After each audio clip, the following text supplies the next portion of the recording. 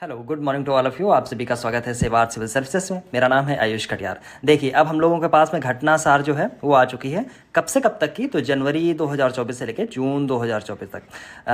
आप सबका बहुत बहुत, पहली बात तो बहुत बहुत धन्यवाद आपका, इसलिए क्योंकि जो क्रॉनिकल सीरीज मैं चला रहा था जुलाई और जून के महीने की, जो हम लोगों ने कंप्लीट की एक साथ, उसके लिए बहुत बहुत धन्यवाद। आप लोगों ने बहुत सारे अच्छे अच्छे मैसेजेस भेजे, दिल से शुक्रिया आप लोगों को। अब क्योंकि मैं इससे पहले मई माह की कराने वाला था, लेकिन बहुत जब से ये बुक आई है 3 दिन आज हो गए हैं, तब से लगातार मैसेज मेरे पास आ रहे हैं कि इसको पहले कंप्लीट करा दीजिए। उस दृष्टि से मैंने भी ये मुनासिब समझा कि चलो ठीक है, पहले इसको करा लिया जाए। देखिए, इसका कवर पेज ये है और ये रही बुक, और ये अंक 2 के नाम से आपको मिलेगी। यहाँ पे आपको अंक 2 राइट साइड में आपको देखने को मिलता है, राइट। घटनासार के नाम से आती है, एसएस पब्लिकेशन से, राइट। इसको अच्छी बुक मानी जाती है, बहुत अच्छी बुक मानी जाती है। अगर आप रिव्यू ऑफिसर या फिर यूपीपीसीएस प्रीलिम्स या मेंस के कुछ टॉपिक के लिए अगर इसको देखते हैं तो बड़ी अच्छी बुक मानी जाती है, ठीक है। और मैं आपको रिकमेंड करता हूँ दो बुक कौन कौन सी हैं? तो सबसे पहली बुक ये रहती है घटनासार। इसके साथ में मैं बोलता हूँ मंथली एक बुक आती है पतली वाली क्रॉनिकल, ठीक, पतली वाली क्रॉनिकल। उसको साथ में दोनों को अगर आप करते हैं तो ये गारंटी होती है, लगभग ये गारंटी होती है कि आप 95% से ज़्यादा एक्यूरेसी के साथ में आप एग्जाम में आप करके आएंगे, राइट। तो बहुत मेजर पोर्शन है, आपको पता है प्रीलिम्स में बहुत मेजर पोर्शन है और बहुत ज़्यादा क्वेश्चन करंट अफेयर्स के आ रहे हैं।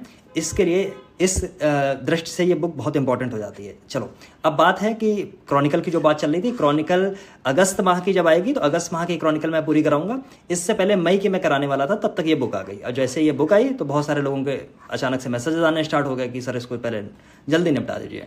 तो चलिए, इस बुक का मैंने ये दिखा दिया आपको, कवर पेज आपको कुछ ऐसा मिलेगा। और एक चीज़ और है, कोशिश करें बुक अगर ऑनलाइन भी आपको महंगी मिले कोई बात नहीं है, बुक जरूर लीजिए। पीडीएफ से काम चलता नहीं है।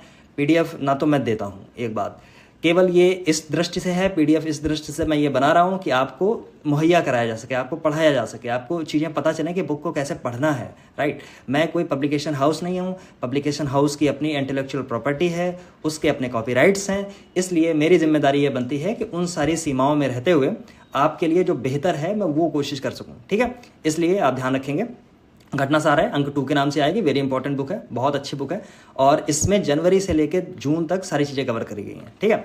अब दूसरी बात है, इसकी विषय वस्तु थोड़ी देख लीजिए कैसे है। ये संजय सर निकालते हैं, संजय सिंह सर संपादक हैं इसके, बड़ा अच्छा काम कर रहे हैं। अन्य बुक्स में भी इन्होंने बड़ा अच्छा काम किया है, ठीक है। तो ये पहले विषय सूची आप इसकी देख लेंगे। जैसे अद्यतन सार संग्रह जो है उसकी अर्धवार्षिकी है, ये 1 लाइनर वाला पोर्शन होता है।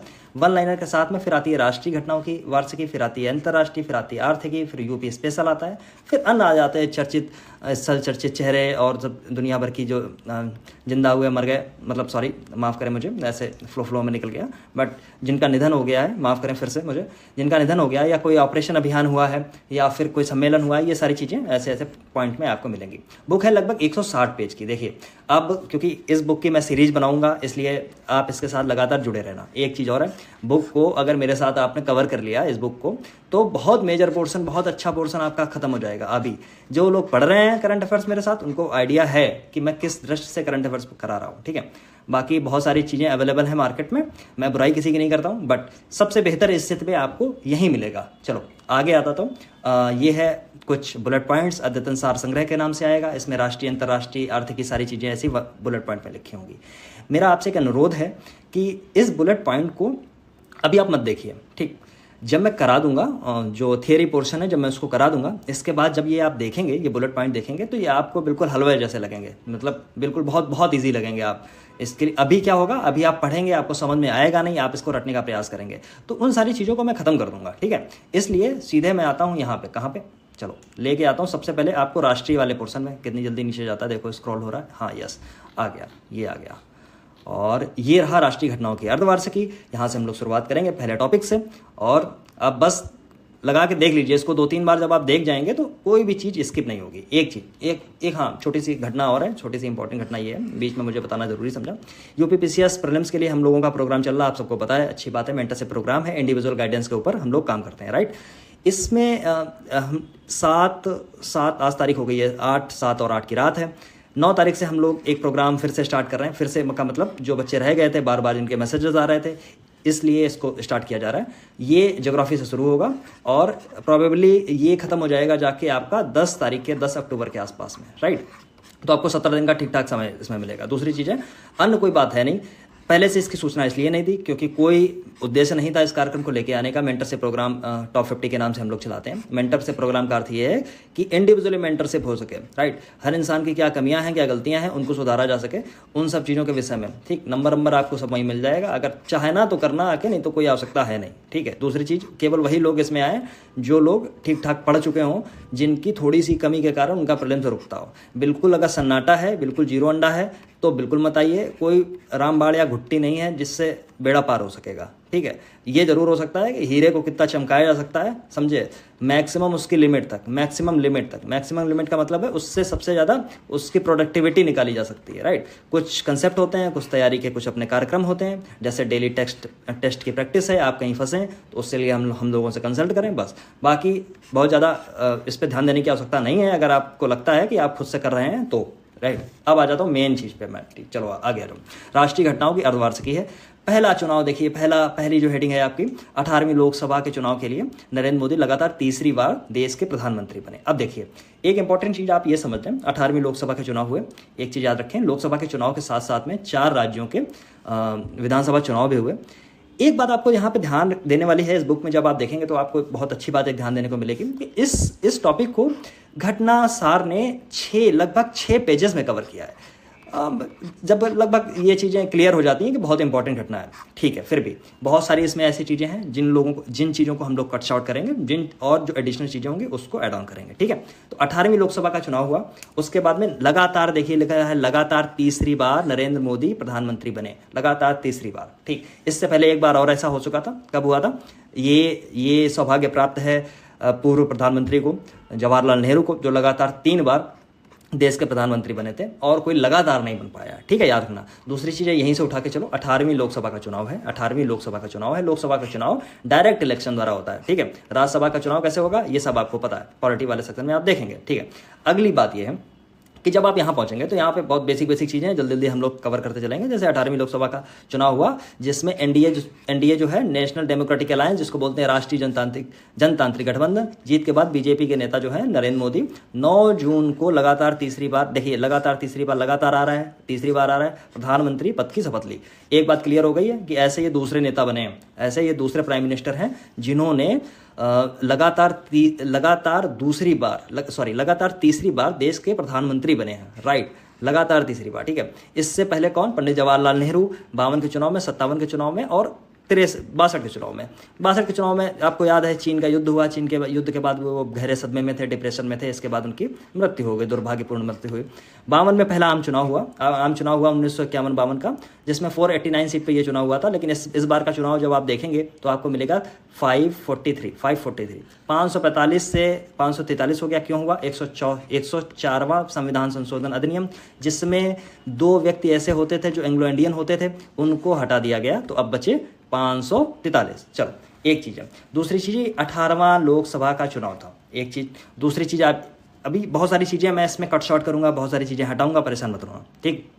एक बात, दूसरी बात है कि इसमें जो किसी भी पार्टी को पूर्ण बहुमत मिला नहीं। आप सबको पता है बीजेपी सबसे बड़े दल के रूप में निकल के आई 240 सीटों के साथ में, जबकि जो एनडीए है उसको 293 सीटों का आंकड़ा मिला। 272 का जो आंकड़ा है वो है मेजोरिटी का, राइट। अब मेजोरिटी एक पार्टी ले सकती है या फिर किसी के गठबंधन के साथ ले सकती है। चलो अब आगे बढ़ते हैं। दूसरी चीज़ यहाँ पे आ जाती है, 9 जून 2024 को राष्ट्रपति द्रौपदी मुर्मू ने शपथ ग्रहण कराई। अच्छा, एक बात मुझे बताइए, जो शपथ ग्रहण होती है, देखिए एक बात, पहली बात तो प्रधानमंत्री आप समझिए, प्रधानमंत्री बहुत बड़ा पद है देश का, पूरी राजनीतिक व्यवस्था में आई थिंक सबसे बड़ा पद है, एक बात। दूसरी बात, वास्तविक शक्तियाँ जितनी होती हैं सब इसके पास में होती हैं, जबकि नाम मात्र का जो प्रमुख होता है वो राष्ट्रपति होता है, आप सबको पता है। एक बात यहाँ ध्यान देने योग्य है कि जो प्रधानमंत्री है वो आप जब कॉन्स्टिट्यूशन ऑफ इंडिया में जब आप देखेंगे तो वहाँ पे आपको केवल 2 से 3 जगह आपको ठीक तरीके से देखने को मिलता है। एक मिलता है आर्टिकल 74 में। आर्टिकल 74 केवल ये कहता है कि राष्ट्रपति जो है वो किसके अनुसार काम करेगा, तो मंत्रिपरिषद के अनुसार काम करेगा, और मंत्रिपरिषद का हेड कौन होगा, तो वो होगा प्रधानमंत्री, एक बात। दूसरी बात, जब 75 में आते हैं तो 75 से ही नियुक्ति होती है राष्ट्रपति की, देखिए ध्यान देते हुए चलना, 75 से ही नियुक्ति होती है, प्रधानमंत्री की। कौन करता है, राष्ट्रपति, ठीक, एक बात। दूसरी बात, उसमें क्या लिखा हुआ 75 में कि प्रधानमंत्री की नियुक्ति राष्ट्रपति द्वारा की जाएगी। प्रधानमंत्री की, मेरी बात ध्यान से सुनना, नियुक्ति की जाएगी, निर्वाचित नहीं होगा, निर्वाचित नहीं होगा, नियुक्ति की जाएगी, राइट। चुनाव भले ही लड़के आया है, लेकिन प्रधानमंत्री पद का कोई चुनाव नहीं था, लोगों ने उसको चुना है। लोगों मतलब लोकसभा के जो सदस्य हैं उनका वो नेता है, ठीक है। तो एक बात इसको ध्यान रखना, उसकी नियुक्ति की जाएगी, ऐसा ही लिखा हुआ है, नियुक्ति होगी राष्ट्रपति के द्वारा, आर्टिकल 75 में लिखा हुआ है, ठीक। और प्रधानमंत्री ही ये डिसाइड करेगा कि उसकी मंत्रिपरिषद में कौन कौन लोग होंगे। उनकी नियुक्ति कौन करेगा? उनकी नियुक्ति करेगा राष्ट्रपति। तो दो चीज़ें क्लियर हो गई, एक चीज़ नियुक्ति हो रही है, दूसरी चीज़ हो रही है प्रधानमंत्री आपको कहाँ मिलता है, तो आर्टिकल 74 में मिलता है, इसके बाद 75 में मिलता है, और 78 में आप प्रधानमंत्री के दायित्व तो देखते हैं। 1-2 में ये डिवाइड हो जाता है, 71(1), 78(1), 78(2), ठीक है। ये कर्तव्य हैं कुछ राष्ट्रपति को, जैसे सूचना देने संबंधी ऐसी सब चीज़ें हैं। बाकी अन्य जगह पे आप बहुत चीज़ें नहीं देखेंगे, जबकि बहुत इंपॉर्टेंट पद है। एक चीज़ और, देश में कौन सा शासन है आपको पता है? मंत्रिमंडलीय व्यवस्था है पूरी, समझे। संसद जैसे 2 सदन होते हैं, या मंत्रिमंडलीय सरकार है, समझे। इसका जो सरकार है उसका आधार कौन से हैं? तो याद रखना, आर्टिकल 74 और 75, केवल 2 ही जगह पे ये चीज़ें स्पष्ट हो जाती हैं कि भारत में जो सरकार होगी। देखिए, जब भारत का संविधान बना तो 395 अनुच्छेद बनाए गए, 395 आर्टिकल बनाए गए। सबसे दिलचस्प बात अगर आप देखेंगे तो आपको ये लगेगी, पूरी जो शासन व्यवस्था है, जो शासन व्यवस्था का जो आधार है मंत्रिमंडलीय सरकार है, जिसमें 2 सदन है, अपर हाउस है, लोअर हाउस है। लेकिन जब आप ध्यान से ये चीज़ देखेंगे कि ये जो पूरा सिस्टम है, इनका आधार किन 2 आर्टिकल के कंधों पे है, तो आपको पता चलेगा 74 और 75 बहुत इंपॉर्टेंट आर्टिकल हैं। 74, 75 ऐसा समझ लीजिए कि इतने इंपॉर्टेंट आर्टिकल हैं कि पूरी व्यवस्था को अपने कंधे के ऊपर लाद के चल रहे हैं, ठीक है। कुछ बेसिक चीज़ें थी, मुझे बताने का मन हुआ तो मैंने बता दिया। दूसरी चीज़, एक चीज़ और आप ध्यान देंगे कि जो राष्ट्रपति है वो प्रधानमंत्री की नियुक्ति करता है, तो क्या अपनी स्वेच्छा से कर सकता है? बिल्कुल। देखिए, इसमें 2 विकल्प हैं आपके सामने। अगर फुल मेजॉरिटी के साथ में कोई पद आता है तो वहाँ पे वो स्वेच्छा से नहीं कर सकता है। बट इफ़ इन केस ऐसा होता है कि अगर प्रधानमंत्री कोई किसी भी दल को पूर्ण बहुमत नहीं मिला है, तो राष्ट्रपति अपने विवेकाधीन शक्तियों का प्रयोग करेगा। विवेकाधीन शक्तियों का मतलब क्या हुआ? जो उसका कॉन्सेस अलाउ करेगा, राइट। अपने कॉन्सेस के अकॉर्डिंग वो काम करेगा। उसमें वो क्या काम या फिर उसके क्या काम करेगा, या फिर उस 2 काम करेगा, या फिर वो किसी भी बड़े दल को आमंत्रित करेगा कि लो भाई सत्ता संभालो आके, और 1 महीने के अंदर फ्लोर टेस्ट करा के मुझे बताओ कि क्या हुआ है, आप पास हुए या फेल। या फिर वो एक काम कर सकता है, या फिर वो दूसरा काम कर सकता है। दूसरा काम क्या होगा कि जो सबसे बड़ा बहुमत वाला दल है, बहुमत का गठबंधन है, सॉरी दल नहीं गठबंधन है, उसको आमंत्रित करेगा, ठीक है। फिर उससे बोलेगा कि आप जाइए और फ्लोर टेस्ट 1 महीने के अंदर कराइए, आप बताइए। तो ये इसमें इनर कॉन्सेस उसका क्या अलाउ करता है, राइट।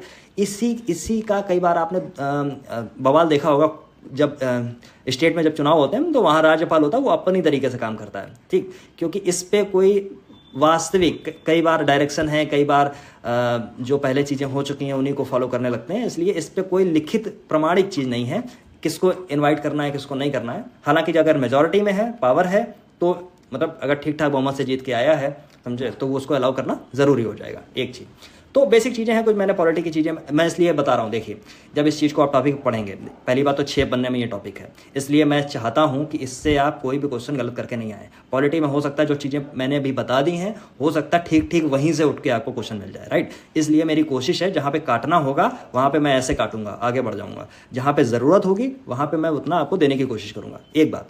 दूसरी बात आइए, जब आप यहाँ पे देखेंगे तो यहाँ पे लिखा हुआ है प्रधानमंत्री मोदी के साथ में 30 नेताओं ने कैबिनेट मंत्री, 5 नेताओं ने राज्य मंत्री, और मतलब राज्य मंत्री स्वतंत्र प्रभार। अब स्वतंत्र प्रभार क्या होता है ये पॉलिटी वाले सेक्शन में मैं बताऊंगा, चलो ठीक है बता देता हूँ। अन्य 36 नेताओं ने राज्य मंत्री की शपथ ग्रहण की। देखिए, जब आप कॉन्स्टिट्यूशन ऑफ इंडिया जब देखेंगे, उसके आर्टिकल जब 74 के अंदर देखेंगे तो आपको चीज़ें मिलेगी कि वहाँ पे एक वर्ड लिखा हुआ मंत्रिपरिषद, ठीक है। वहाँ मंत्रिपरिषद, राइट। मंत्रिपरिषद, काउंसिल ऑफ मिनिस्टर्स, इंग्लिश में अगर मैं बोलूँ काउंसिल ऑफ मिनिस्टर्स। अब इसकी कोई संरचना की बात वहाँ पे नहीं की गई है कि कैसा इसका स्ट्रक्चर होगा, अपर में कौन होगा, लोअर में कौन होगा। बेसिक समझ ये बताती है, बहुत सारी चीज़ें और इसके बीच में घटनाएं हुई, उसमें ये चीज़ निकल के आएगी कि इसमें लगभग 3-4 ऐसे श्रेणियाँ होंगी। जैसे सबसे ऊपर में आपको कैबिनेट मिनिस्टर्स देखने को मिलेंगे। नंबर 2 पे आपको राज्य मंत्री स्वतंत्र प्रभार मिलेंगे, जिसको किसी मिनिस्ट्री का स्वतंत्र प्रभार दे दिया गया, फुल फ्लेश तरीके से चलाने को दे दिया गया।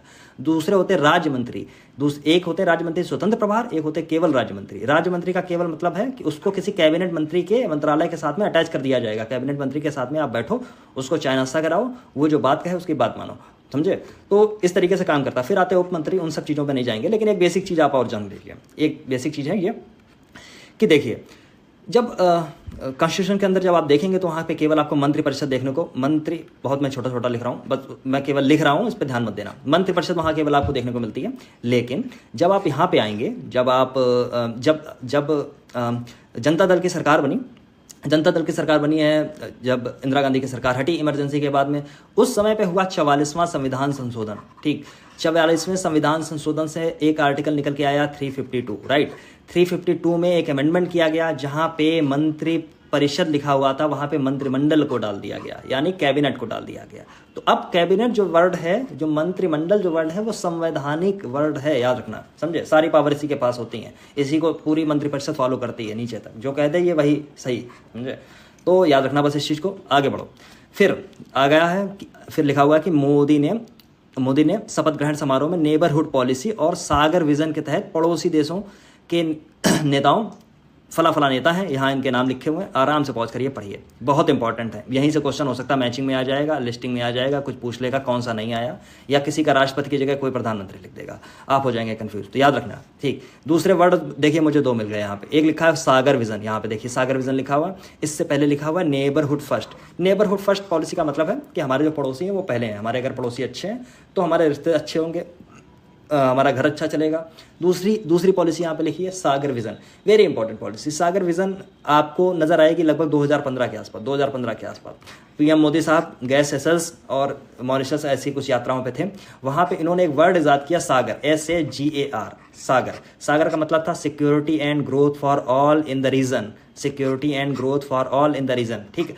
मतलब सबकी सिक्योरिटी के लिए, सबकी ग्रोथ के लिए अपना पूरा जो रीजन है इसमें व्यवस्था ऐसी बनाई जा सके, ठीक है। आपको पता है उससे पहले 2008 में बहुत सारी समस्याएं हुई, मुंबई अटैक हुआ, बहुत सारी दिक्कतें आई, इसलिए रीजनल सिक्योरिटी को बढ़ाने के लिए सागर जो है, सागर शब्द इजाद किया गया, प्रधानमंत्री मोदी द्वारा 2015 में, याद रख लेना, ठीक है। इसलिए ये सारे जो लोग हैं आपको पड़ोसी ही देखने को मिलेंगे, हमारे सारे पड़ोसी हैं। श्रीलंका के राष्ट्रपति हैं, भूटान के फला व्यक्ति हैं, है ना, भूटान के प्रधानमंत्री हैं, शेख हसीना हैं प्रधानमंत्री कहाँ की, बांग्लादेश की, राइट, रानिल विक्रमसिंघे हैं, ऐसे करके बहुत सारे लोग हैं। इनको आप देखिए, सेशल्स के उपराष्ट्रपति हैं, राष्ट्रपति नहीं है। कहीं कई जगह का आपको राष्ट्रपति हो सकता है लिख के गलत कर दे, या उपराष्ट्रपति लिख दे, या हो सकता है प्रधानमंत्री लिख दे, तो आप कंफ्यूज हो जाएंगे और वहाँ पे आप पढ़ के भी एक क्वेश्चन गलत जरूर करके आएंगे। तो ऐसा कृपया ना करें, जो मैं बता रहा हूँ उसको ध्यान दें, ठीक। आगे बढ़ें। फिर यहाँ पे लिखा है एनडीए के जो सहयोगी दल हैं, जैसे तेलुगु देशम पार्टी है, टीडीपी जिसको बोलते हैं, या जेडीयू है, जनता दल यूनाइटेड है, शिवसेना का शिंदे गुट है, लोक जनशक्ति पार्टी है, रामविलास पासवान वाली, स्वर्गीय रामविलास पासवान वाली, अब तो खैर नहीं रहे वो। इसके बाद जेडीयू है, जिसको जनता दल सेक्युलर कर्नाटक में जो है, इसी जेडीयू से कभी आपको प्रधानमंत्री भारत के देखने को मिले थे, राइट, याद रखना। फिर लोकदल है, हिंदुस्तानी अवामी मोर्चा है, जीतनराम मांझी वाली हम जिसको बोलते हैं, द रिपब्लिकन, ऐसे करके बहुत सारी पार्टी हैं। इन सबको रटने की आवश्यकता नहीं है। देखिए अब रटने की आवश्यकता क्या है, इस चीज़ को ध्यान दीजिए। इसमें होगा सहयोगी दलों के 11 मंत्रियों सहित मंत्रिमंडल के कुल मंत्रियों की संख्या कितनी है, 71 है, याद रखिए बिल्कुल। दूसरी बात, मोदी मंत्रिमंडल में 7 महिला मंत्री हैं, जिसमें 2 कैबिनेट मिनिस्टर हैं, 2 कैबिनेट मिनिस्टर हैं, कैबिनेट मिनिस्टर बहुत पावरफुल होते हैं। 5 राज्य मंत्री हैं, ठीक, याद रख लेना। 33 ऐसे मंत्री हैं जिनको पहली बार मिला, बहुत इंपॉर्टेंट नहीं है, लेकिन ये महिला वाला जरूर याद रखेंगे। कुल कितने मंत्री हैं जरूर याद रखिएगा आप, ठीक। ओबीसी से कितने हैं, कुछ चीज़ें ये लिखी हैं, ठीक, कुछ चीज़ें ये लिखी हैं। अनुसूचित जनजाति से कितने हैं, अनुसूचित जाति से कितने हैं, ये सारी चीज़ें कुछ अल्पसंख्यक से ऐसे करके कुछ लिखी हैं, ठीक है। बस एक भी मुस्लिम मंत्री नहीं है, अल्पसंख्यक समूह से है। देखिए यहाँ पे आप कंफ्यूज हो जाएंगे, जब अगर आपको लिख के दे दिया कि अल्पसंख्यक समूह से कोई भी मंत्री नहीं है, आप बोलेंगे हाँ हाँ बिल्कुल सही है, क्योंकि एक भी मुस्लिम नहीं बनाया गया। लेकिन इसका मतलब ये नहीं है अल्पसंख्यक में केवल मुस्लिम नहीं है, और भी लोग हैं, ठीक है, और भी हैं, मतलब और भी धर्म है जो अल्पसंख्यक समुदाय में, ठीक है। फिर इसके बाद मंत्रिमंडल है, मंत्रिमंडल कैबिनेट मिनिस्टर्स हैं, ये सारी पावर्स इनके पास में होती है। एक साथ बैठ के फैसला लेते हैं, हर 7 दिन में मिला करते हैं, चाय नाश्ते पे मिल जाएंगे, ठीक है।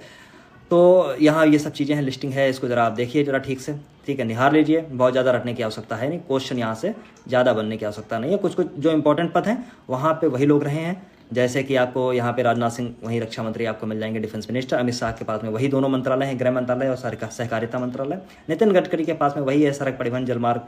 जेपी नड्डा के पास में स्वास्थ्य एवं परिवार कल्याण आ गया है। शिवराज सिंह पहली बार बने हैं सेंट्रल में, और यहाँ पे देखिए कृषि और किसान कल्याण मंत्रालय मिला है, जबकि मोदी जी को ठीक ठाक करने आना। देखिए सारी चीज़ें रखते हैं। एक चीज़ और देखिए, जब आप पढ़ें तो इसमें कुछ चीज़ें खुद निकालिए, आपको खुद पता चलेगा। जैसे परमाणु ऊर्जा, राइट, किसके अंदर में है? प्रधानमंत्री के अंडर में, ठीक। अंतरिक्ष नीतिगत मुद्दे किसके अंडर में है? प्रधानमंत्री के मुद्दे में। CSIR किसके अंडर आएगा? उन्हीं के अंदर आएगा। बहुत सारी चीज़ें हैं ऐसी, इन सारी चीज़ों को आप देख लीजिए, विभाग ही बांटेंगे। चलो आगे बढ़ जाओ। फिर ये कुछ ये लिस्टिंग है, इसको बहुत रटने की आवश्यकता नहीं है। एनर्जी वेस्ट करेंगे, क्वेश्चन नहीं आएगा, लगभग मेरा अनुमान है। आ जाए तो मुझे गालियाँ देना, अदरवाइज नहीं आएगा, ठीक। चलो अब कुछ बेसिक चीज़ें हैं, इन चीज़ों को हम लोग समझ लें। जैसे कि 18वीं लोकसभा का जो चुनाव हुआ, चुनाव कब से कब तक हुआ? 19 अप्रैल से 1 जून तक हुआ। 7 चरणों में चुनाव हुआ, याद रख लेना, बिल्कुल याद रख लेना, 7 चरणों में चुनाव हुआ।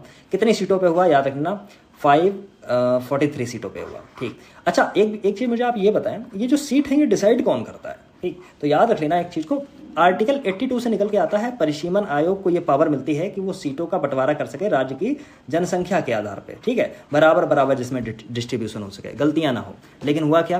ठीक, हुआ ये कि सीटों की संख्या बढ़ना बंद हो गई 1972 के बाद में। उसका कारण है 1972 में बहुत सारे प्रोग्राम जब लॉन्च किए जा रहे थे इंडिया के अंदर, जिसमें ये चीज़ें थी कि नॉर्थ, जैसे आप देखेंगे कि कांग्रेस गवर्नमेंट ने बहुत सारे प्रोग्राम लॉन्च किए, जिसमें ये भी चीज़ें थी कि जनसंख्या नियंत्रण कार्यक्रम थे, ठीक।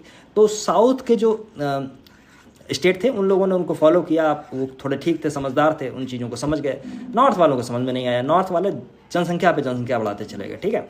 हुआ ये कि यहाँ पे जब जनसंख्या बढ़ेगी तो लोकसभा की सीटें बढ़ेंगी, ठीक है, विधानसभाओं की सीटें बढ़ेंगी, और जब ये सीटें बढ़ेंगी तो आप जब देखते होंगे ज़्यादातर जो प्रधानमंत्री बन रहे हैं वो नॉर्थ से ही बन रहे हैं ज़्यादातर। उसका रीज़न है क्योंकि जहाँ पे बाहुबल ज़्यादा होगा उसी का प्रधानमंत्री बनेगा। दूसरी चीज़, जब राष्ट्रपति का चुनाव होगा, ठीक, या फिर उपराष्ट्रपति का चुनाव होगा, जहाँ से जितने सांसद चुन के आएंगे, ठीक, और जो अगर मान लीजिए इसमें तो राष्ट्रपति के शासन में, राष्ट्रपति के चुनाव में विधानसभाओं की भी जिम्मेदारी होती है, तो विधानसभा जहां सीटें ज़्यादा होंगी वहीं वो उन्हीं लोगों को तो वोट देंगे।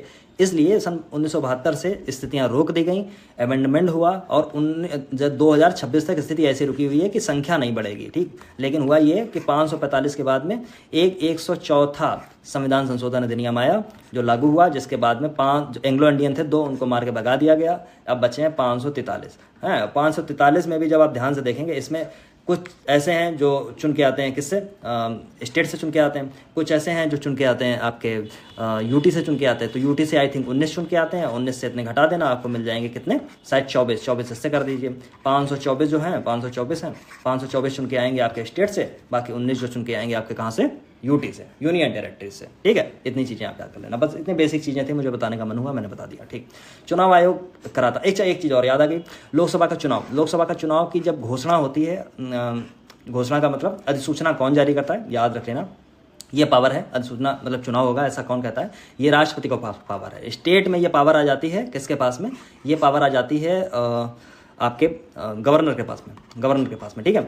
तो होता क्या है, जब अधिसूचना जारी हो जाती है, इसके बाद में पिक्चर में पूरी तरीके से खुल के आ जाता है चुनाव आयोग, इलेक्शन कमीशन। और इलेक्शन कमीशन फिर बहुत ज़्यादा चीज़ें करेगा, जैसे कितने चरणों में चुनाव होगा, आचार संहिता कब जारी होगी, अलग अलग से नियम बनाएगा, अलग अलग से पोर्टल बनाएगा, अलग अलग सी चीज़ें करेगा, ठीक है। इसके बाद ये सब चीज़ें हो गई। 4 जून को इसका परिणाम आ गया, मतगणना आ गई। एनडीए ने लगातार तीसरे कार्यकाल में बहुमत मिला। इंडिया जो है दूसरे नंबर पर रहा, लेकिन बहुत अच्छी फाइट हुई, बहुत अच्छी तरीके से इंडिया लड़ा। और देखिए एक चीज़ और जो मेरा व्यक्तिगत ऐसा मानना है, देखिए कोई भी चुनाव हो, पावर ऐसी चीज़ है, पावर अगर आपको मिल जाए बहुत सालों के लिए, तो आप सेवक से तुरंत बदल के शासक हो जाएंगे, ठीक है। मेरा ऐसा मानना है, हो सकता है आपका मानना व्यक्तिगत रूप से दूसरा हो। मेरा ऐसा मानना है कि पावर का डिस्ट्रीब्यूशन किया गया, जब कॉन्स्टिट्यूशन का निर्माण हुआ वहाँ भी देखिए पावर का डिस्ट्रीब्यूशन किया गया कि सेंटर को अलग पावर दीजिए, स्टेट को अलग पावर दीजिए। फिर भी पावर का डिस्ट्रीब्यूशन जब और समझ में नहीं आया तो 73 अमेंडमेंट हो गया, 74th अमेंडमेंट हो गया, है ना। यहाँ से पावर का डिस्ट्रीब्यूशन तीसरी सरकार बना दी गई। ऐसे ही देश में पावर डिस्ट्रीब्यूशन बहुत ज़रूरी चीज़ है। मतलब पावर डिस्ट्रीब्यूशन तो है ही, इसके साथ में पावर का अलग अलग हाथों में जाना, बदलना बहुत इंपॉर्टेंट चीज़ है। अल्टीमेटली लोगों का भला होता है, देखिए, इसलिए तो याद रखेंगे 400 पार का नारा जो था वो खत्म हो गया, बीजेपी 240 पे आ गए। फिर ये सारी ऐसी चीज़ें हैं जिनका एग्जाम के पॉइंट ऑफ व्यू से ज़रूरी नहीं है, लेकिन आप देख सकते हैं, ठीक है। एग्जिट पोल के एक बार यूपीएससी ने क्वेश्चन पूछा है, एग्जिट पोल क्या होते हैं, ठीक है, याद रख लेना इसको। आगे आ जाओ। फिर ये है प्रधानमंत्री मोदी कितने लाख वोट से जीते, कुछ अंतर घट गया, जैसे कि फैज़ाबाद में बीजेपी चुनाव हार गई। इन सब चीज़ों से एग्ज़ाम का मतलब नहीं है ना, एग्ज़ाम का पॉइंट ऑफ व्यू दूसरा होता है, ठीक। ये सब न्यूज़ का विषय है, मतलब टीवी न्यूज़ का विषय है, ठीक है। 18वीं लोकसभा में फिर कुछ स्थितियां ऐसी हैं, कुछ चीज़ें ऐसी देख लीजिए, जैसे कि बीजेपी है 240 पे है। अच्छा, वोट शेयर कितना है बीजेपी का, तो आपको देखने को मिलेगा 36 पॉइंट समथिंग, आपको ऐसा देखने को मिलेगा। एग्जैक्ट अगर मैं याद कर पा रहा हूँ शायद 36.5 होगा, 6 होगा, ऐसे ही कुछ होगा, आप देखेंगे जाके। बेटर 36 पॉइंट समथिंग है। जबकि जो आपको कांग्रेस है, कांग्रेस का आपको मिलता है 21.2%, याद रखना, वोट शेयर। दो ही पार्टियों का मैं बता रहा हूँ, ठीक है। जबकि तीसरी सबसे बड़ी पार्टी जो सपा बनी है, समाजवादी पार्टी, उसका शायद 4.5% ऐसे कुछ है, या 5.4% होगा, कुछ एग्जैक्ट मुझे याद नहीं है। लेकिन आगे बढ़ जाइए, इसमें बीजेपी जो है 240 सीट के साथ में है, टीडीपी जो है वो है 16 सीट के साथ में, जबकि जेडीयू जो है नीतीश कुमार जी वाली वो 12 सीट। यहाँ पे दोनों लोगों को मज़ा मिल रहा है, ठीक है। तो ये सारे हैं, फिर बहुत सारे ऐसे दल लिखे होंगे, हर चीज़ को ऐसे रटने की ज़रूरत नहीं है, ठीक है। आगे बढ़ जाइए, और फिर क्या मिलेगा। हाँ, फिर देखिए, एक तो इसको आप जरा देख लीजिए, यहाँ पे देखिए लिखा हुआ एनडीए, इसको जरा पढ़िए, राष्ट्रीय जनतांत्रिक गठबंधन, नेशनल डेमोक्रेटिक अलायंस, याद रखना है। हो सकता है ये भी आ जाए आपसे, एनडी हो रहा था बहुत पूरे चुनाव भर, हो सकता है कि आपसे ये भी आ जाए कि इंडिया का फुल फॉर्म क्या है, अगर हो सकता है, हालांकि संभावना बहुत कम है, लेकिन क्या पता, एक बार देख लीजिए। Indian national development inclusive alliance, Rahul Gandhi ने ये नाम सुझाया था, इसके बाद इसको एक्सेप्ट कर लिया गया। कांग्रेस है 99 सीट के साथ में है, समाजवादी पार्टी 37 सीट की आवाज़ भी, बाकी अल है। तीसरे नंबर पे जो है वो है आपकी तृणमूल कांग्रेस, ऑल इंडिया तृणमूल कांग्रेस, ममता बनर्जी वाली। एक अच्छा दिलचस्प बात यह है, इस बार महिलाओं की संख्या जो लोकसभा में है वो 74 है, ओके। जब लास्ट ईयर शायद देखेंगे आप 78 थी, शायद आई थिंक 78 थी, अभी इसी में कहीं लिखा होगा, देख लेंगे चल के आगे।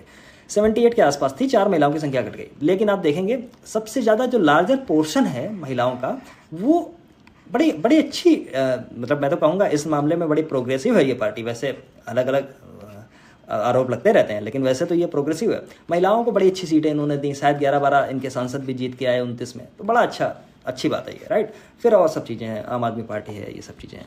तो इन सब चीज़ों में फिर ये सब चीज़ें हैं, इनको पॉज करिए, पढ़ लीजिए, इसको ज़्यादा बताने की आवश्यकता और है नहीं। चलो, अब यहाँ से जहाँ से क्वेश्चन आने की संभावना है वहाँ से देखिए, हो सकता है कि आज मैं इतना ही पढ़ा पाऊँ, लेकिन ज़रूरी ये है कि आप देखें यहाँ से क्वेश्चन आने, जब 6 पेज में घटनासार इसको कवर कर सकते हैं, तो जाहिर सी बात है कि क्वेश्चन आने की संभावना भी बनी रहेगी। इसलिए मैं कह रहा हूँ इसको देखिए ठीक से।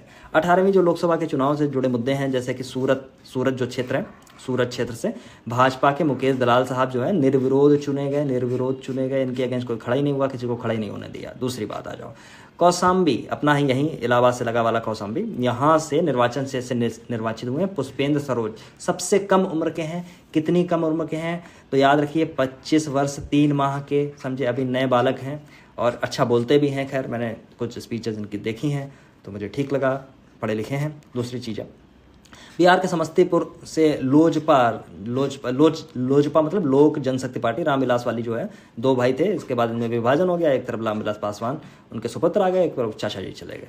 तो यहाँ से सांभवी दूसरी सबसे युवा सांसद हैं, 25 वर्ष 11 माह की, ये वाली याद रख लेना, यूपी से रिलेटेड भी है और सबसे टॉप पे भी है, इसलिए।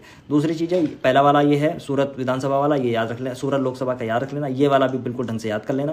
ये रिकॉर्ड में दोस्तों जीते हैं शंकर लालवानी भी कहीं लिखा है, कहीं लालवानी भी लिखा है, इंदौर से जीते हैं, समझ रहे हैं, इंदौर से। कितने अंतर से जीते हैं, तो 11,75,000 वोटों से जीते हैं, याद रखना। सबसे कम अंतर से कौन जीते हैं, तो रविंद्र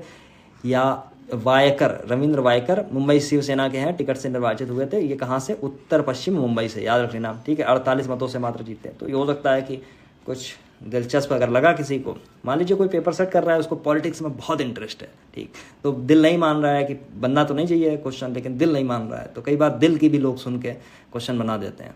तो ऐसा होता है, बिल्कुल होता है ऐसा, ठीक है। तो असम में, फिर असम जेल में बंद है कट्टरपंथी हैं, खालिस्तानी अमृतपाल संधू, ये भी चुनाव जीत गए हैं खंडूर साहिब से।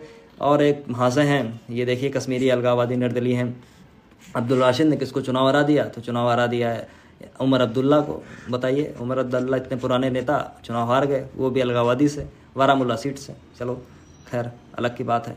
यहाँ से इंपॉर्टेंट सवाल है, यहाँ से क्वेश्चन निकलने की संभावना बनी रहेगी आपकी। 18वीं लोकसभा में 543 सांसदों में 74 महिलाएं हैं। 17वीं लोकसभा में 78 थी, मैं सही बोल रहा था, इसका मतलब है, ठीक।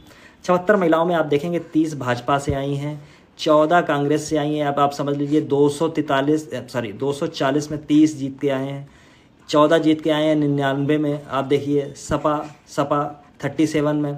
लेकिन आप ये देखेंगे टीएमसी मात्र 29 सीटें, मात्र 29 का मतलब ठीक ठाक 29 सीटें हैं, उनकी अपनी स्टेट में ही पावर है और कहीं है नहीं। हाँ, कम्युनिस्टों को हटा के गवर्नमेंट बनाई वहाँ पे ममता बनर्जी ने। तो 29 में से जब आप देखेंगे कि 11 सीटें मतलब ठीक ठाक, सबसे अच्छा स्ट्राइक रेट इनका है। मुझे ये आंकड़ा बड़ा दिलचस्प लगा। चलो फिर अलग अलग चीज़ें हैं, जैसे कहाँ कहाँ से अलग अलग महिला हैं ये चुन के आई हैं, ठीक है। फिर है सब, हाँ एक ये इंपॉर्टेंट घटना आ गई है कि केंद्रीय मंत्री जो वीरेंद्र कुमार हैं वो मध्य प्रदेश में टीकमगढ़ से निर्वाचित हुए हैं और 8वीं बार लोकसभा के लिए निर्वाचित हुए हैं, ठीक। वहीं केंद्रीय मंत्री पंकज चौधरी 7वीं बार, तो ये वाला सबसे ज़्यादा बार, 8 बार हो रहे हैं ये। नोटा के लिए मध्य प्रदेश में 2,18,674 इंदौर के लिए वोट पड़े। देखिए इनका एक जो पुराना प्रत्याशी था वो वापस हो गया, इसके बाद में 2 ही लोग बचे वहाँ पे, एक तो था बीजेपी का कैंडिडेट, दूसरा था नोटा। तो लोगों ने ये समझ लीजिए कि नोटा को जब खिसिया गए लोग बुरी तरीके से, तो उन्होंने नोटा को भी ठीक ठाक वोट दिए। 2,18,000 बड़ा अच्छा वोट है। लेकिन इंडिया में नोटा का कोई मतलब है नहीं, राइट टू रिकॉल यहाँ पे है नहीं, ठीक है, राइट टू कॉल यहाँ पे है नहीं, समझे। इसका मतलब ये हुआ कि इसको पुराना मतलब अगर ज़्यादा मान लीजिए कहीं पे 10 लाख वोट हैं किसी लोकसभा में, और मान लीजिए 9,99,999 जो वोट हैं वो नोटा को पड़े हैं, राइट। और यहाँ पे 3 कैंडिडेट हैं, एक बीजेपी का है, एक कांग्रेस का है, या अलग अलग मान लीजिए एक ए का है, एक बी का है और एक है नोटा, 3 ही लोग हैं। मान लीजिए नोटा को 9,99,999 मिले हैं, बी को कुछ भी नहीं मिला है, 0 वोट मिला है, और ए को मात्र 1 वोट मिला है। तो पूरी कॉन्स्टिट्यूएंसी में जो विजयी घोषित होगा, जिसको प्रमाण पत्र मिलेगा, वो ए को मिलेगा, बाकी 2 गधे हैं, समझ रहे हैं। तो बस इतना मुझे कहना था, बाकी थोड़ा सा कटाक्ष हो जाता है। फिर कांग्रेस की बात है, राहुल गांधी ने कहाँ से सीट छोड़ दी, कहाँ से ले ली, एग्ज़ाम के लिए इंपॉर्टेंट नहीं है, ठीक। जैसे बीजेपी इस बार कम सीटें मिली हैं, 33 सीटें मिली हैं। समाजवादी पार्टी बड़ा अच्छा प्रदर्शन किया 37 सीटों के साथ में। इसके बाद यहाँ पे लिखा है भारतीय जनता पार्टी 18वीं लोकसभा के 6 राज्यों में स्वीप किया है, बड़ा अच्छा किया है, समझे। 6 राज्यों में इन्होंने स्वीप मार दिया है, ठीक है। वहाँ कौन कौन से हैं, जैसे एमपी है, उत्तराखंड है, हिमाचल में 4 के 4, अरुणाचल के 2 के 2, त्रिपुरा के 2 के 2, और आपकी दिल्ली में 7 के 7। अच्छा मुझे एक चीज़ और भी बताइए, बस ऐसे मेरा ऐसी जानने की ऐसी इच्छा है, मुझे ज़रा एक चीज़ ये बताएं कि जो नॉर्थ ईस्ट है, नॉर्थ ईस्ट जब आप वहाँ पे पहुँचेंगे, या टोटल मैं पूछता हूँ, जम्मू कश्मीर, हो सकता है आपसे मैचिंग में ये आ जाए कि जम्मू कश्मीर से कितनी लोकसभा सीट हैं, या दिल्ली से कितनी हैं, तो मैचिंग में आ जाए। तो याद रखना जम्मू कश्मीर से 5 लोकसभा सीट हैं। और जब दिल्ली की बात करता हूँ मैं, तो दिल्ली में आपको 7 लोकसभा सीट देखने को मिलती हैं। जबकि दादर और नगर हवेली है, मैं यूटीज़ की बात कर रहा हूँ, दादर नगर हवेली और दमन दीव पहले अलग अलग हुआ करती थी, अलग अलग होती थी, फिर अब बाद में एक ही में जोड़ दी गई। इससे 2 लोकसभा सीट है, बाकी जितनी यूटीज़ हैं वहाँ से 1-1 लोकसभा सीट है। बस याद रह जाएगा, भूलेंगे तो नहीं, बस यही है, बस इतनी चीज़ जरूरत है, और कोई ऐसी जरूरी वाली चीज़ नहीं थी, ठीक है। और बस ऐसी कोई बात है नहीं। हालांकि ये देख लीजिए कि नॉर्थ ईस्ट में लोकसभा सीट कहाँ से कितनी है, याद रख लेना इसको। थोड़ा सा हो सकता है, मुझे लगता है कि अगर गंदा क्वेश्चन बनाने की कोशिश की तो यहाँ से क्वेश्चन बनाने की कोशिश कर सकता है, ऐसा कोई बुरा नहीं है, कोशिश कर सकता है, ठीक है, ठीक। फिर ये कुछ चीज़ें हैं जहाँ इंडिया को कोई सीट नहीं मिली, ये सब चीज़ें रटने वाली नहीं है। एक जो डार्क पॉइंट लिखा हुआ नीचे, यहाँ पे आ जाइए, यहाँ है बीजेपी के उड़ीसा से सांसद हैं, किस सीट से सांसद हैं ये आप ढूंढेंगे, ठीक है, किस सीट से सांसद हैं, राइट। ये ढूंढेंगे, जरूर ढूंढेंगे, जरूर का मतलब जरूर, मुझे भी पता नहीं है, मैंने देखा नहीं है, मैंने पढ़ा नहीं है, मुझे पता नहीं है। भर्तृहरि मेहताब को 18वीं लोकसभा का प्रोटेम स्पीकर नियुक्त किया गया।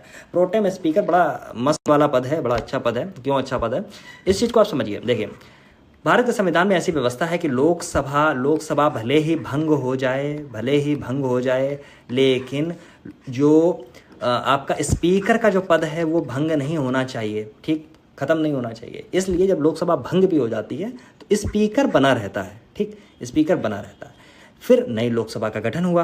अब जब नई लोकसभा आ गई है तो वहाँ पे जो पुराना स्पीकर वो कार्यभार प्रोटेम स्पीकर को संभाल के देगा और उससे कहेगा कि आप कार्यवाही आगे बढ़ाइए। तो कार्यवाही उसकी केवल इतनी है कि वो सभी सदस्यों को शपथ दिलाएगा, मंत्रियों को शपथ नहीं दिलाएगा, याद रखना। मंत्रियों को शपथ राष्ट्रपति दिलाएगा, प्रधानमंत्री को शपथ राष्ट्रपति दिलाएगा, संसद के सदस्य जो हैं, संसद सदस्य मतलब लोकसभा के जो सदस्य हैं, उनको शपथ दिलाएगा। बस इतना ही काम करेगा। इसके बाद क्या करेगा कि अपने जो स्थान है वो दे देगा, किसको, वो लोकसभा अध्यक्ष को दे देगा। हाँ, एक काम और कराएगा, लोकसभा अध्यक्ष का चुनाव कराएगा, समझे, याद रखना, अध्यक्ष का चुनाव कराएगा। तो जब चुनाव हो जाएगा, जो बन जाएगा उसको अपनी सीट दे देगा, वहाँ पे वो बैठ के मजे करेगा। दूसरी चीज़, अब 18वीं लोकसभा में जो लोकसभा अध्यक्ष बने हैं ओम बिरला साहब बने, राजस्थान की कोटा सीट से आते हैं, आप सबको पता है। लेकिन इसके साथ में एक इंपॉर्टेंट घटना यह है कि लगातार दूसरी बार ये बने हैं। क्या क्या कभी हिस्ट्री में कभी ऐसा हुआ है कि लगातार कोई दूसरी बार बना हो? तो जब मोदी जी एक स्पीच दे रहे थे लोकसभा के अंदर, तो उन्होंने इस बात को बताया था कि बलराम जाखड़ साहब जो थे, बलराम जाखड़ साहब लोकसभा अध्यक्ष थे, उनको ये सौभाग्य प्राप्त था कि वो लगातार 2 बार, लगातार मतलब बैक टू बैक, लगातार 2 बार लोकसभा के अध्यक्ष पद पर बने रहे।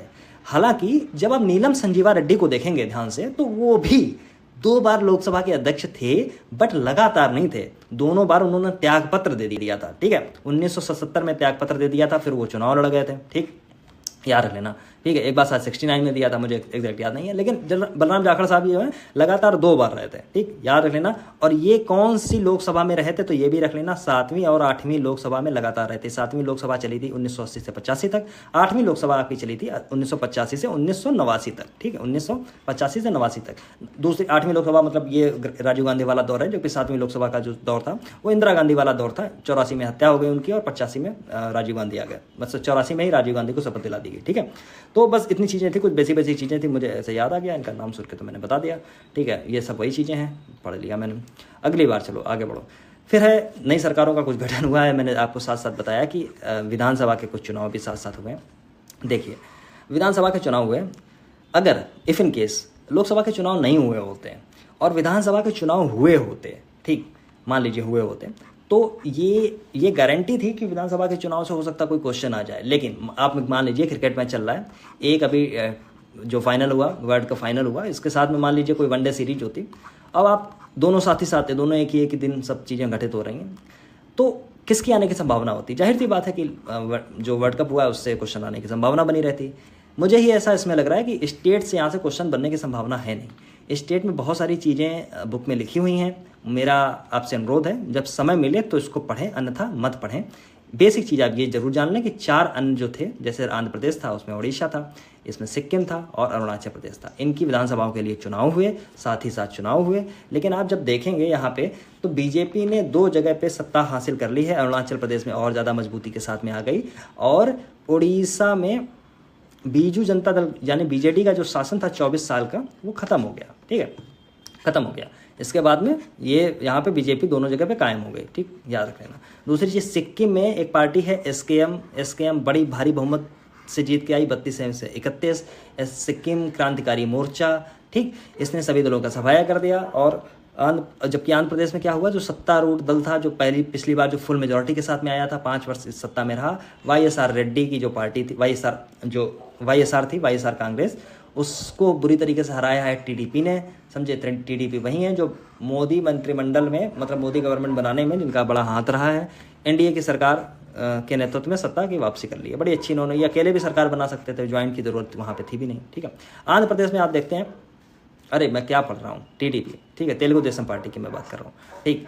हाँ, दूसरी बात है, आंध्र प्रदेश में 175 सीटों में एनडीए गठबंधन में चंद्रबाबू जो नायडू हैं, उनको तेलुगु देशम पार्टी को अकेले 135 सीटें प्राप्त हो गई, तो वहाँ उन्होंने सरकार बना ली। फिर इन्होंने क्या किया है, अलग अलग चीज़, जैसे अरुणाचल प्रदेश में क्या क्या घटनाक्रम रहा, कितनी सीटें हैं, इतनी सीटें हैं, तो ये आप पढ़ के देख सकते हैं, जैसे 60 विधानसभा सीटें। अच्छा, एक चीज़ मुझे और बताइए, जो नॉर्थ ईस्ट है वहाँ पे सबसे ज़्यादा लोकसभा सीट आपको कहाँ मिलेंगी, तो सबसे ज़्यादा लोकसभा सीट आपको मिलेंगी, 14 लोकसभा सीट आपको असम में देखने को मिलती हैं, ठीक, सबसे ज़्यादा। बाकी 2-2 हैं ज़्यादातर जगह, फिर कई जगह पे 1-1 भी हैं। मुझे ठीक से इस समय याद नहीं है, तो मैं आपको बता नहीं पाऊंगा।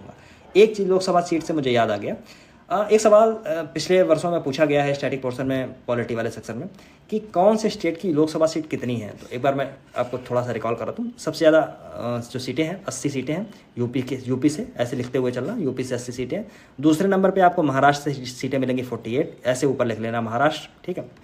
तीसरे नंबर पे जो सीटें आपको देखने को मिलती हैं, तो वेस्ट बंगाल से आपको देखने को मिलती हैं 42, जिसमें से 29 सीटें जीत के ले गई हैं इस बार तृणमूल कांग्रेस, ठीक। वेस्ट बंगाल के बाद अगर आप देखेंगे तो बिहार से आपको 40 सीटें देखने को मिलेंगी। ऐसी चीज़ें, ये क्वेश्चन बन सकता है आपसे, इसलिए मैं बता रहा हूँ। फिर तमिलनाडु से आपसे 39 सीटें मिलेंगी। ये ऑर्डर याद रख लेना, ऑर्डर याद रख लेना, ढंग से याद रखना, नहीं तो फिर आप कहेंगे कि गलत किया है, ऐसी चीज़ तो बताई नहीं है, ठीक, बस। और मैंने ये बता दिया, असम में 14 हैं और अलग अलग जगह पे हैं। फिर मेघालय में शायद 2 हैं या मणिपुर में 2 हैं, मुझे एग्जैक्ट याद नहीं आ रहा, किसी में 1 है, बस याद रखना। 7 सिस्टर्स में ज़्यादातर में असम के बाद में 2 होंगी या 1 होंगी, और सिक्किम जो है, सिक्किम में 1 है, ठीक, बस। और इसमें ज़्यादा चीज़ें थी नहीं, समझे। फिर और क्या है, फिर और क्या है, हाँ, लोकसभा चुनाव। अच्छा, एक चीज़ आप मुझे और बताइए, लोकसभा को अपर हाउस या लोअर हाउस जैसे हम लोग आम साधारण भाषा में कह देते हैं, मैंने कई लोगों को देखा है बहुत बड़ी गलती करते हुए, कई टीचर्स को भी देखा है, बेसिक टीचर्स को पढ़ाते हुए, वो गलती ये करते हैं कि लोकसभा को बताते हैं संवैधानिक रूप से ये जो है निचला सदन है। जब संविधान में आप जब देखेंगे तो कहीं पे भी आपको लोकसभा में निचला सदन या राज्यसभा को ऊपरी सदन कभी नहीं कहा गया। ये व्यवस्था जो 2 सदन की जो स्टार्ट हुई उसमें ये ज़रूर था, जब यूनाइटेड किंगडम का जो मामला था वहाँ पे ये जो एलिट क्लास के लोग थे तो वो राज्यसभा में जाके बैठ जाते थे, मस्त उनको नॉमिनेट कर दिया जाता था, मज़े करते थे, तो वो एलिट क्लास के लोग थे। बाकी और लोग चुनाव में लड़ते थे, जान खपाते थे, तो वो आम लोगों की सभा बन गई, एलिट लोग चले गए वहाँ पे अपर हाउस में, इसलिए उसको अपर हाउस बोला जाने लगा। वही चीज़ यहाँ पे हुई, इसलिए राज्यसभा को अपर हाउस बोला जाने लगा, वहाँ एलिट लोग, तो उसी के रेफरेंस से हम लोग अपर हाउस या लोअर हाउस बोलते हैं। कॉन्स्टिट्यूशन ऑफ इंडिया में कहीं नहीं लिखा है कि कौन सा अपर हाउस है कौन सा लोअर हाउस है। आर्टिकल 79 में जब आप पहुंचेंगे तो आपको पता चलेगा कि वहाँ पे संसद के बारे में बातचीत की गई है और संसद में 3 घटक बताए गए हैं, एक होगा राष्ट्रपति होगा, एक होगी लोकसभा होगी, एक होगी राज्यसभा होगी। एक जरूर हाँ चीज़ जरूर है, जब आप आर्टिकल जब को ध्यान में देखेंगे तो 79 के बाद में जिसमें संसद लिखा हुआ है, जब 80 नंबर पे आएंगे तो वहाँ पे आपको राज्यसभा मिलती है और 81 नंबर पे जब आप आते हैं तो वहाँ पे आपको लोकसभा मिलती है।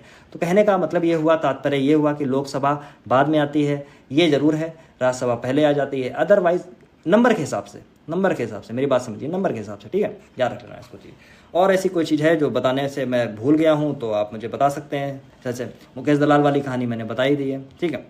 शंकर लालवानी जो थे उनको भी मैंने बता दिया, ठीक है, जो सबसे ज़्यादा मतों से जीते थे, 11,75,000 समथिंग ऐसे कुछ था, 11,75,000 के आसपास से, ठीक है। और यही सब चीज़ें हैं। और चुनाव आयोग को आप ठीक से पढ़ लेना। मैं इस वीडियो को यहीं ख़त्म करूँगा, वीडियो लंबा है, जानबूझ के लंबा बना भी है, मुझे बताने में बड़ा मज़ा आ रहा था और ये ज़रूरी है। देखिए, करंट से अगर नहीं आया तो स्टैटिक से जो मैंने बताया वहाँ से क्वेश्चन फेंक के आ जाएगा, बिल्कुल आपके सामने पड़ा हुआ मिलेगा और आप कहेंगे कि कहाँ हो गया, ये क्या हो गया, हाय लुट गए।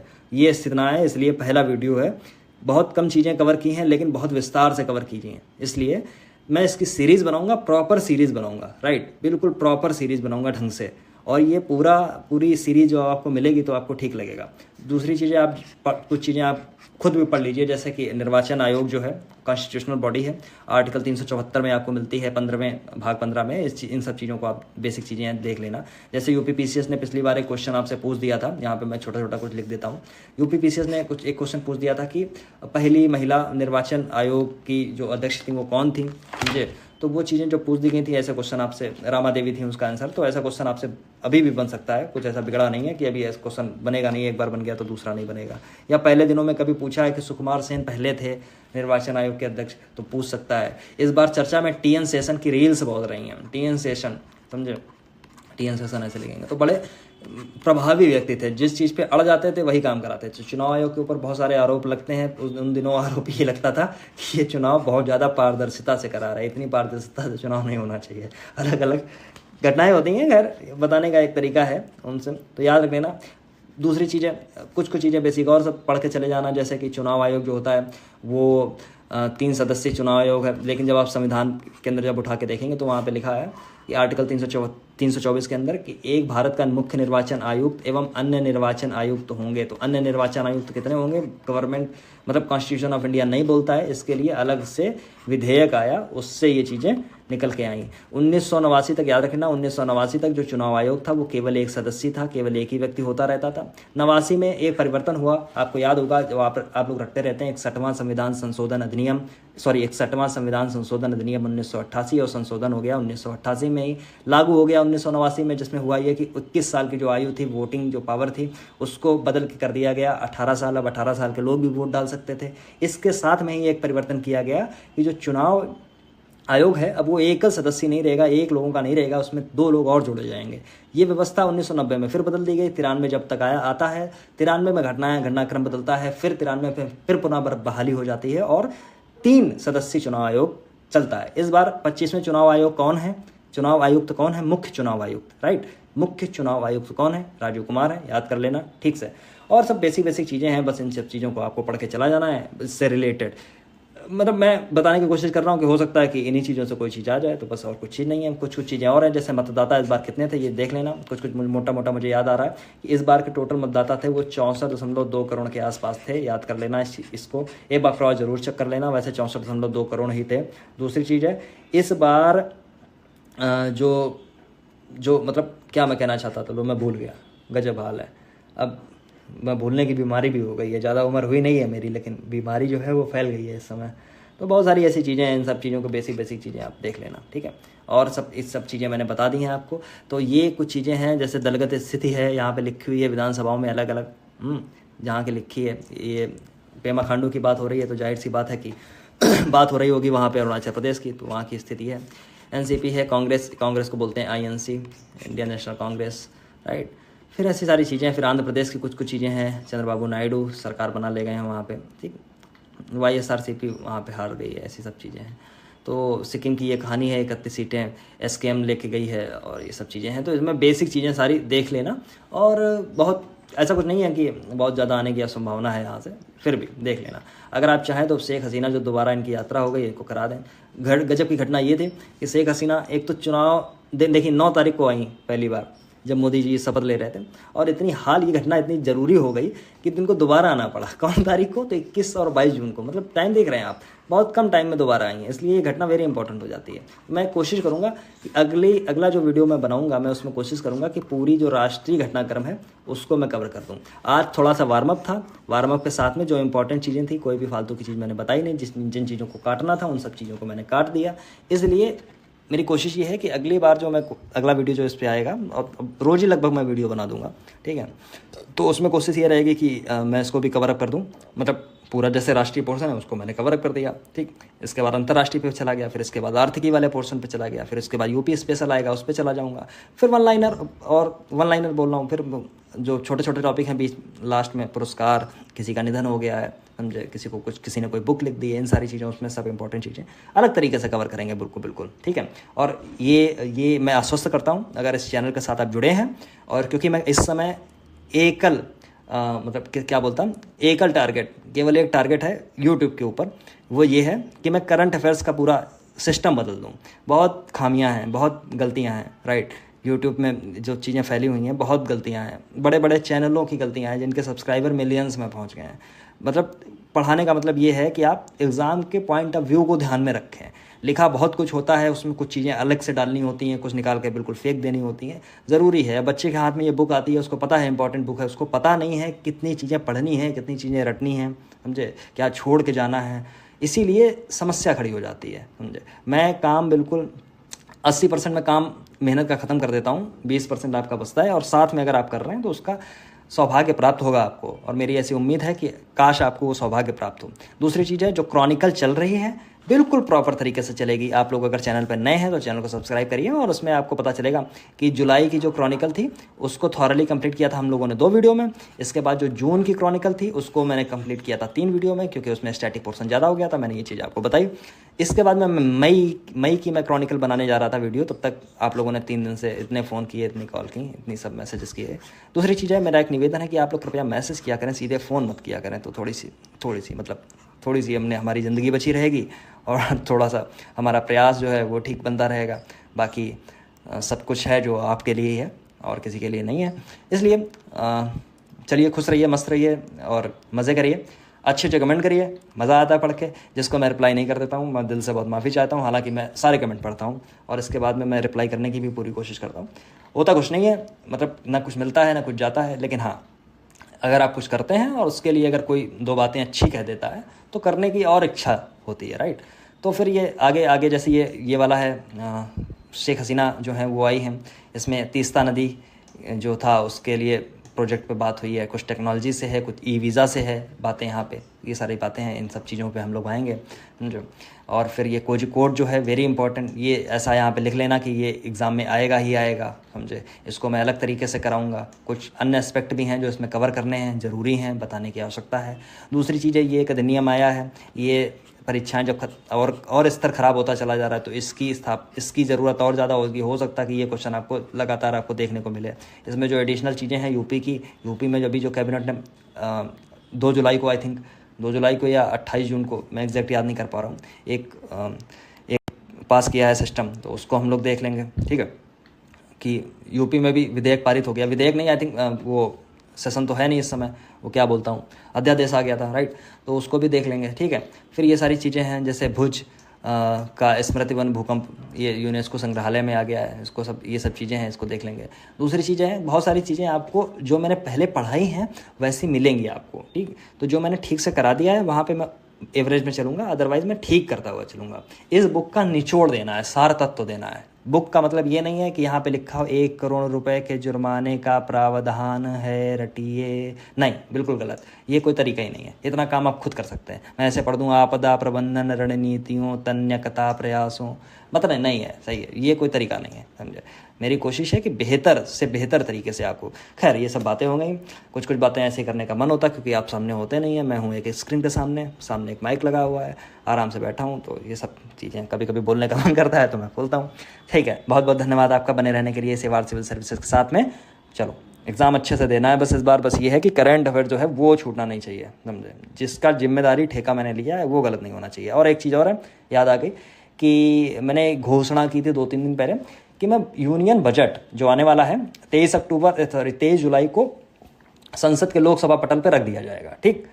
और फाइनेंस मिनिस्टर उसको प्रॉपर तरीके से पढ़ेंगे उसको, और जो स्टेट का जो है यूनियन बजट और दोनों की आर्थिक समीक्षा, दोनों की, स्टेट की और सेंटर की, दोनों की मैं कवर करूँगा 5 वीडियो में कम से कम।